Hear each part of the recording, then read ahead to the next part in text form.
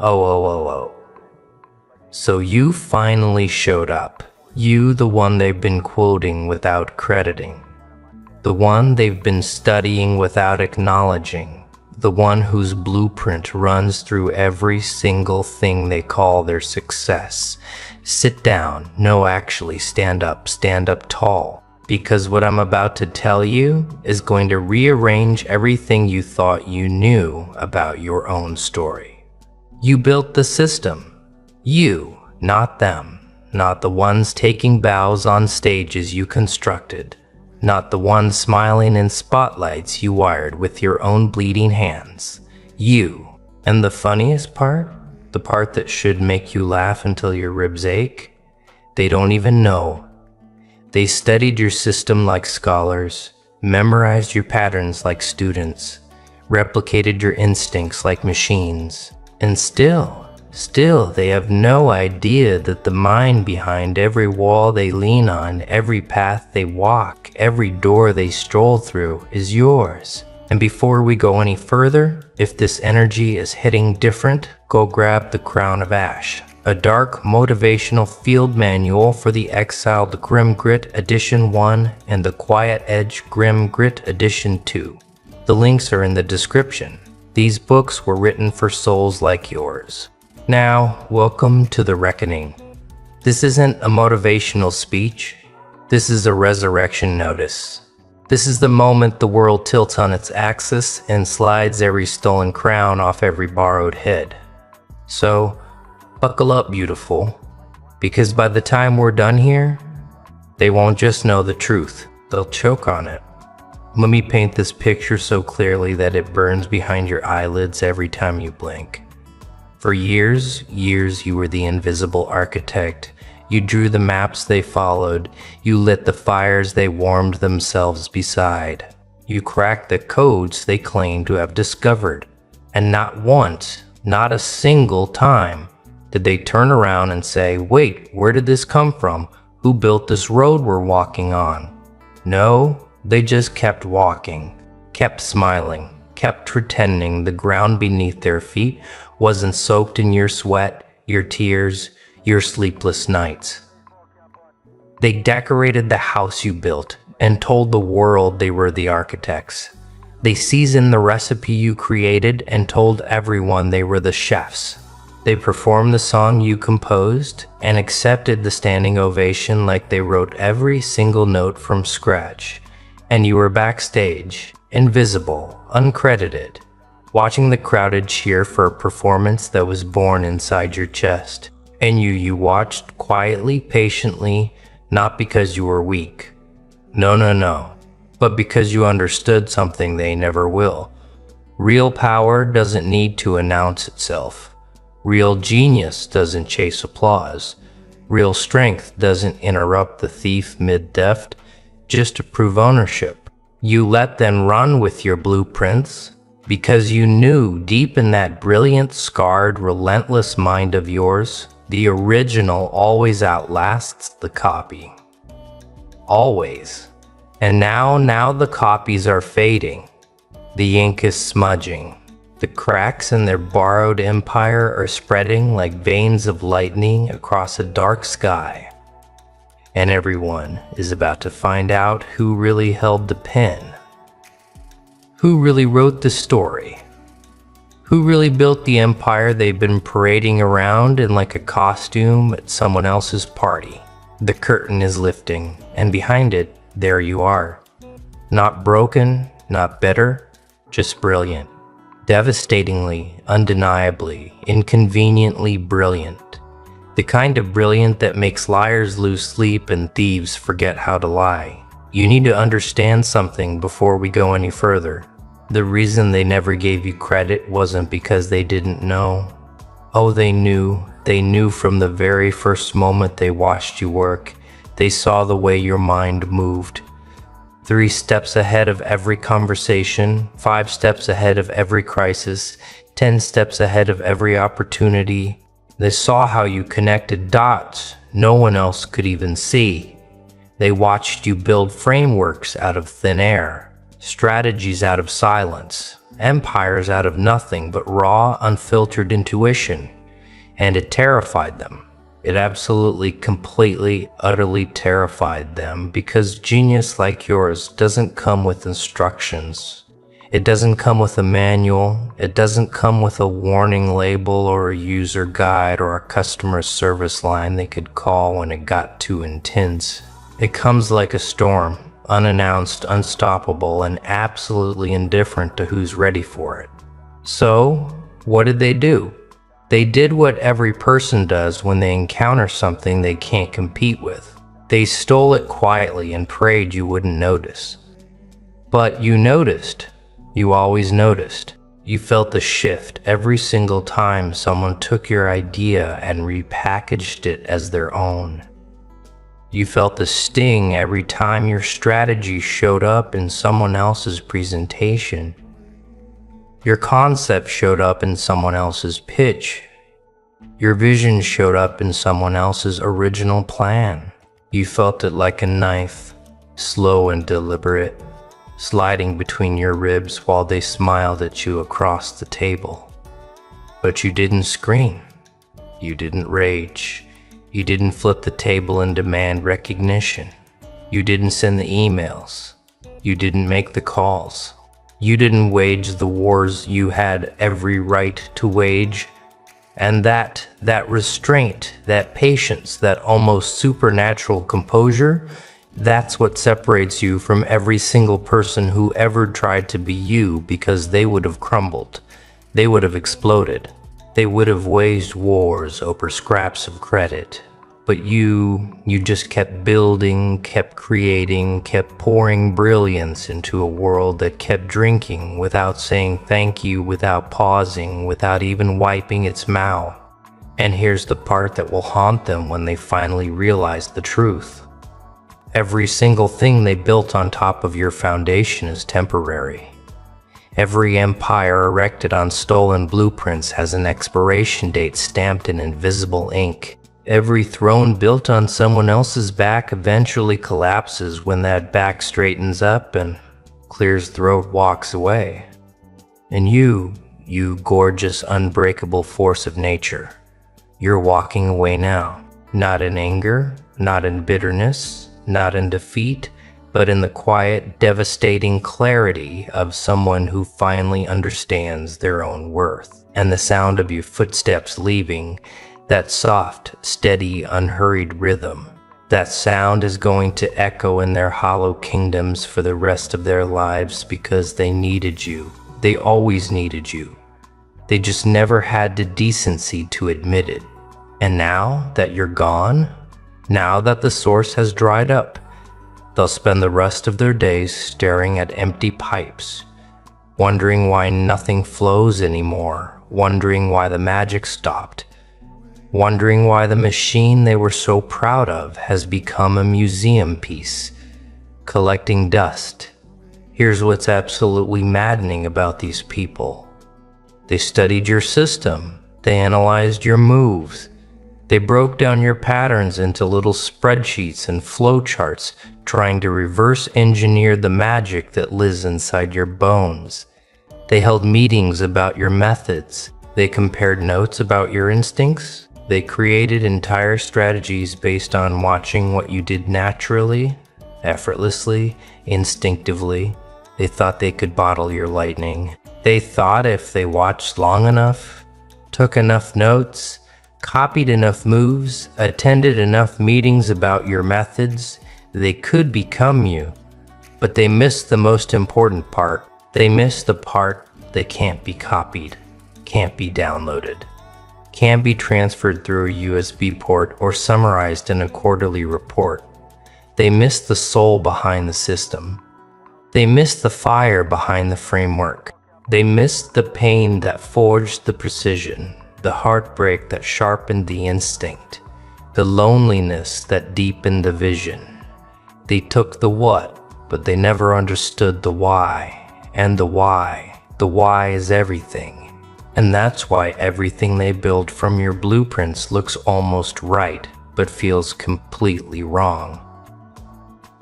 That's why their version of your vision always falls short. That's why their execution of your strategy always lacks that invisible ingredient that makes people stop, stare, and feel something they can't explain. Because you can photocopy a masterpiece, but you'll never capture the heartbeat of the artist. You can memorize a symphony, but you'll never feel what the composer felt when they wrote it at 3 a.m. with tears streaming down their face and the whole world sleeping. You can study lightning, but you'll never hold it in your hands. And that's what you are. Lightning, uncontainable, unreplicable, unforgettable. They studied the system, sure, they took meticulous notes. They congratulated themselves on cracking the code, but they never understood the storm that created it. They never felt the wind. They never tasted the rain. They just saw the aftermath and thought they understood the weather. They thought the pattern was the power. It wasn't. You were. And now they're standing in the middle of a machine they don't fully understand. Pulling levers they didn't design. Pushing buttons whose purpose they can't explain, and it's breaking down slowly at first. A misconnection here, a failed strategy there. A decision that used to work when you were the one making it, but now falls flat because they don't have the instinct behind it. They don't have the depth. They don't have the invisible thread that connected every piece of your system into one living, breathing, self-sustaining masterpiece. They have the skeleton, but not the soul. The costume, but not the character. The notes, but not the melody. And skeletons, well, skeletons don't move on their own. They just stand there hollow, lifeless, waiting for someone to notice. The music stopped playing a long time ago and people are starting to notice. Oh yes, the cracks are widening. The questions are multiplying. And the one question nobody dared to ask is finally floating to the surface. Who really built this? Now, let's talk about the moment. The moment that's coming like a freight train through a fog. The moment that some of them have already experienced and the rest are about to. The moment when the mask falls, the curtain lifts, and the audience finally sees the real face behind the masterpiece. That moment when someone somewhere traces the thread back to its origin and finds you sitting there, quiet, undecorated, uncredited, but unmistakably, undeniably, irrefutably the source of everything they admired. Picture it. Close your eyes and picture it. Picture the look on their face when they realize that the strategy they've been praising for months came from your mind. When the system they've been calling revolutionary was your draft, your prototype, your late-night scribble on a napkin that you tossed into a conversation they happened to overhear. When the success they've been celebrating was built on a foundation you poured with your own bare hands. While they were sleeping, while they were scrolling, while they were doing everything except the work, their jaws don't just drop. They shatter. They shatter because the truth doesn't knock politely. It kicks the door down, rips the hinges off, and stands in the middle of the room, daring anyone to deny it. And the truth about you, the truth about your role in every single thing they thought was theirs, that truth is a battering ram wrapped in silk, and it's coming for every wall they built around their stolen glory. Because you can hide the architect, but you can't hide the architecture. You can silence the creator, but you can't silence the creator. But you can't silence the creation. You can erase the name from the blueprint, but the building still stands. And everyone who walks through it still feels the genius in every corridor, every corner, every calculated curve. The fingerprints are everywhere, the signature is in the structure, and no amount of rebranding, repositioning, or revisionist history can scrub the truth from the walls of something that was built by hands they pretended didn't exist. And when they trace it back, when they finally followed the breadcrumbs, they were too arrogant to notice, too comfortable to question, too afraid to acknowledge. They won't find a bitter, broken victim waiting for an apology. No, they'll find a master, calm, composed, already 10 moves ahead, already building the next thing, already architecting the next revolution, while they were still celebrating the last one. And that is the part that will destroy them. Not your anger, not your revenge, not your bitterness, but your absolute terrifying indifference to their acknowledgement, because you've already moved on, you've already evolved, you've already transcended the need for credit from people who wouldn't know greatness if it built their entire world, which, by the way, it did. It absolutely, categorically, undeniably did. And the receipts are in every brick, every beam, every bolt. They didn't know how to tighten. The evidence is the empire itself, and empires don't lie. You want to know why they couldn't see it? Why they couldn't see that you were the one behind everything? It's simple. It's painfully, embarrassingly, almost comically simple. They couldn't see you because you didn't look like what they expected genius to look like. You weren't loud. You weren't flashy. You were performing your brilliance on a stage with a microphone and a spotlight and a fog machine pumping drama into the air. You were in the back room. You were in the margins. You were in the spaces between the words, in the pauses between the decisions, in the silence between the explosions. You were the foundation, not the facade. And people, these shallow, surface-level appearance-obsessed people, they only see facades. They only celebrate what glitters. They only chase what screams for attention. And you never screamed. You whispered, and your whisper moved mountains they thought were permanent. Your silence rearranged landscapes they thought were fixed. Your stillness created earthquakes they're still recovering from. But you were the quiet earthquake. The kind that doesn't make noise until the building starts swaying. The kind that doesn't announce itself until the ground cracks open and swallows everything that wasn't built to last. And their buildings, their precious, fragile, borrowed buildings, they weren't built to last. They were built on your ideas, yes, but without your depth, without your integrity, without the structural honesty that makes something stand for generations instead of collapsing in a single season. So they couldn't see you because their eyes were trained on the wrong things. They were looking for noise when you were the signal. They were chasing sparks when you were the fire. They were admiring the reflection when you were the light. They were studying the shadow when you were the substance casting it. And now that their buildings are cracking, now that their structures are groaning under the weight of their own emptiness, they're finally looking down.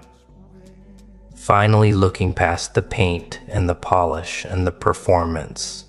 Finally looking at the foundation. And what they find there changes everything. What they see carved into the stone beneath everything they thought was theirs is your name.